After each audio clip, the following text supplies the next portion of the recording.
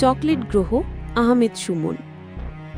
মাহির নামের একটা ছোট্ট ছেলে ছিল, যার সব কিছুতে চকলেট চাই।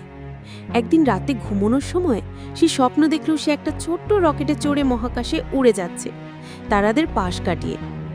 রকেটটা তাকে নামিয়ে দিল এক অদ্ভুত গ্রহে। এখানকার মাটি, পাহাড় সব কিছু চকলেটের। পাহাড়গুলো দেখতে ঠিক যেন ডার্ক চকলেটের বড় বড় বার। মাহির তো অবাক।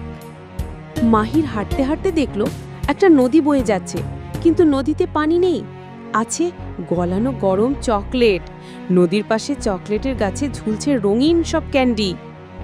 হঠাৎ গাছের পেছন থেকে কারা যেন উকি দিল।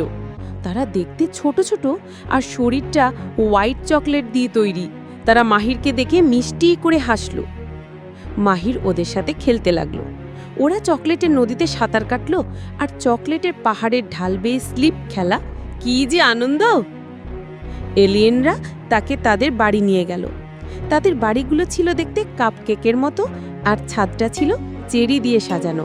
দরজাটা ছিল একটা ওয়েফার বিস্কিটের। ওরা মাহিরকে একটা বিশাল চকলেট কেক খেতে দিল। কেকটা এতই নরম আর মজা ছিল যে মাহিরের মনে হলো যেন সে খুশিতে মেঘের উপর ভাসছে। খেতে খেতে মাহিরের খুব ঘুম পেল।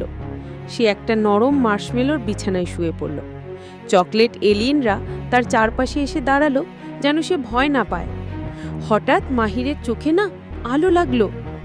সে চোখ খুলে দেখল সে তার নিজের বিছানায় শুয়ে আছে, আর তার মা জানালার পর্দা সরিয়ে তাকে ডাকছে, মাহের, সকাল হয়েছে, ওঠ। মাহের ঘুম থেকে উঠে বসল। তার মুখে লেগে আছে চকলেটের দাগ, আর হাতে ধরা এক টুকরো চকলেট কেক। সে অবাক হয়ে ভাবল, চকলেট গ্রহটা কি তাহলে সত্যি ছিল? রান্নাঘর থেকে ভেসে আসছিল কেকের মিষ্টি গন্ধ।